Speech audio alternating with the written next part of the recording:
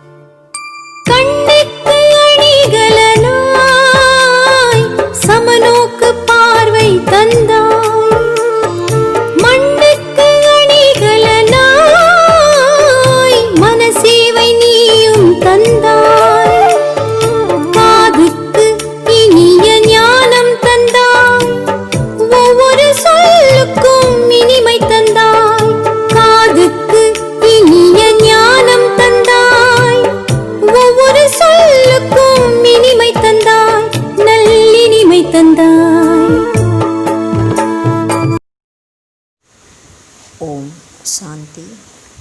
வனிடேர் 24/7/2020. இனிமையான குழந்தைகளே, தந்தை உங்களுக்கு ஞான ரத்தினங்களை தருவதற்காக வந்துள்ளார்.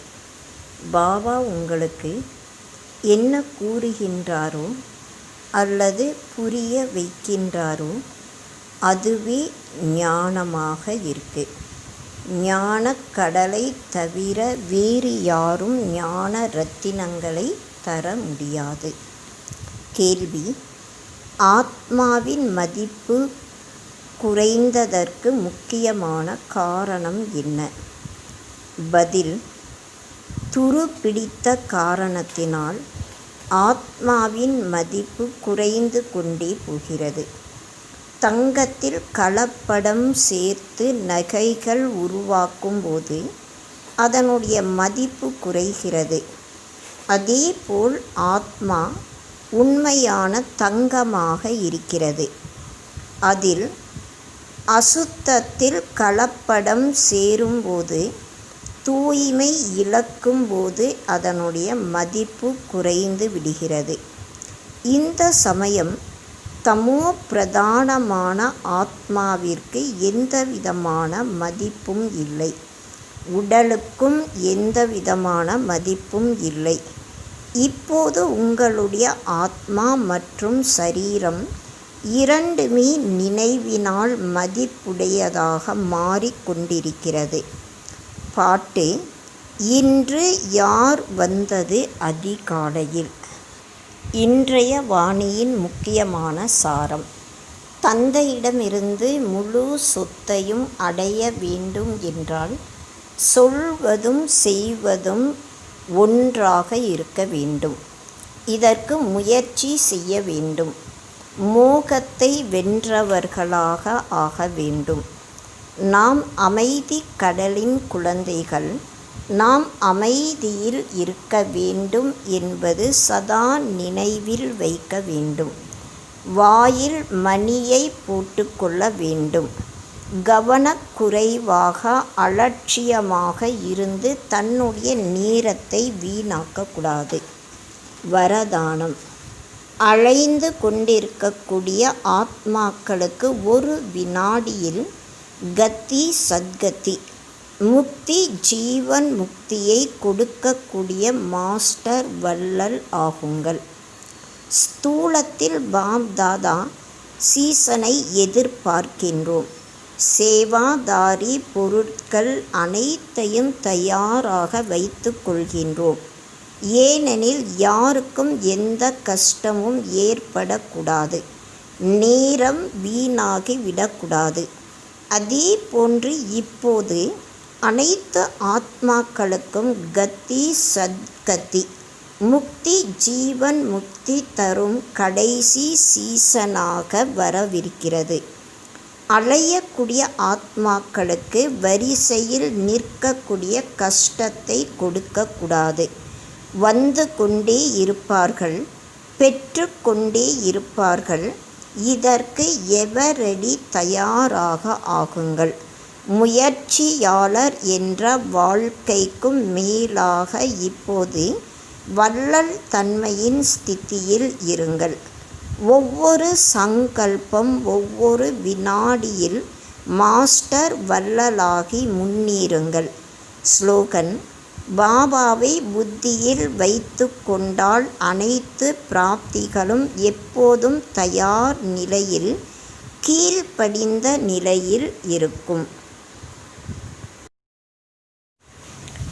அவ்யக்த பாப்தாதாவின் முக்கியமான மகா வாக்கியங்கள்.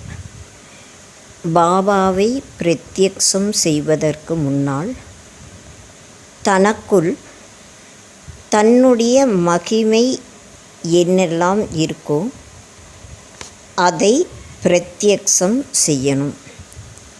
அப்போதான் பாபாவை பிரத்யக்ஷம் செய்ய முடியும். இதற்காக விசேஷமாக ஜுவாலா சுரூபம், அதாவது லைட் ஹவுஸ் மற்றும் மைட் ஹவுஸ் ஸ்திதியை புரிந்து கொண்டு இந்த முயற்சியில் நாம் இருக்க வேண்டும். விசேஷமாக நினைவினுடைய யாத்திரையை சக்தி வாய்ந்ததாக மாற்ற வேண்டும். ஞான சுரூபத்தின் அனுபவம் நிறைந்தவர்களாக ஆகணும். மெஜாரிட்டி பக்தர்களுடைய ஆசை ஒரு செகண்டிற்காக லைட்ட ஒளியை பார்க்கணும். இந்த ஆசையை பூர்த்தி செய்வதற்கான சாதனம் குழந்தைகளாகிய உங்களுடைய கண்கள். இந்த கண்கள் மூலமாக பாபாவுடைய ஜோதி சுரூபம் சாட்சாத்காரமாக ஆகணும். அதாவது நம்முடைய கண்கள் மூலமாக ஜோதி சுரூபமாக இருக்கக்கூடிய பாபாவுடைய சாட்சாத்காரம் அனைவருக்கும் கிடைக்கணும். இந்த கண்கள் கண்களாக தெரியக்கூடாது, ஒளி வட்டமாக அனைவருக்கும் தெரியணும். ஆகாயத்தில் எவ்வாறு பிரகாசிக்கக்கூடிய நட்சத்திரங்கள் தெரியுதோ அதே போல இந்த கண்களுக்குள் இருக்கக்கூடிய ஒளியானது நட்சத்திரங்களுக்கு சமமாக பிரகாசமயமாக தெரியணும். ஆனால் அது எப்போ தெரியும்னா, எப்போ நாம் ஒளி சுரூபத்தில் லைட் சுரூபத்தில் நிலைத்திருக்கமோ அப்போ தான் நம்முடைய கண்கள் மூலமாக பிரகாசிக்கக்கூடிய நட்சத்திரம் தெரியும். கர்மத்தில் கூட லைட், அதாவது லேசான நிலை மற்றும் சொரூபம் கூட லைட்டாக இருக்கணும். நம்முடைய மனோநிலை ஸ்டேஜ் கூட லைட் லேசாக இருக்கணும். எப்போ இது போல முயற்சி, இது போல ஸ்திதியானது விசேஷமான ஆத்மாக்களாகிய நம்மிடம் இருக்கோ அப்போதான் அனைவருக்கும் நம்முடைய சாட்சாத்காரம், நம் மூலமாக பாபாவுடைய சாட்சாத்காரம் அனைவருக்கும் கிடைக்கும். கர்மத்தில் வந்தாலும் விஸ்தாரத்தில் வந்தாலும் ரமணிகரமான நிலையில் வந்தாலும் சம்பந்தம் மற்றும் தொடர்பில் வந்தாலும் விடுபட்டவர்களாக ஆகக்கூடிய பயிற்சி செய்யணும். எவ்வாறு சம்பந்தம் கர்மத்தில் வருவது சுலபமாக இருக்கு, அதே போலதான் விடுபட்ட நிலையில் இருப்பதும் நமக்கு சுலபமாக இருக்கணும். இதுபோல் பயிற்சி அவசியம் தேவையாக இருக்கு. அதாவது முடிவினுடைய சமயம் ஒரு செகண்டில் அந்த முடிவானது மிகவும் வேகமான முறையில் போகும் பொழுது ஒரு செகண்டில் முடிவும் ஏற்படும். இதுதான் கடைசி ஸ்டேஜினுடைய முயற்சியாக இருக்குது. அப்பப்போ நாம் சம்பந்தத்தில் மற்றும் அப்பப்போ எந்த அளவு சம்பந்தத்தில் வரமோ அந்தளவு விடுபட்டவர்களாகவும் இருக்கணும். லைட் ஹவுஸில் நாம் ஐக்கியமாகணும்.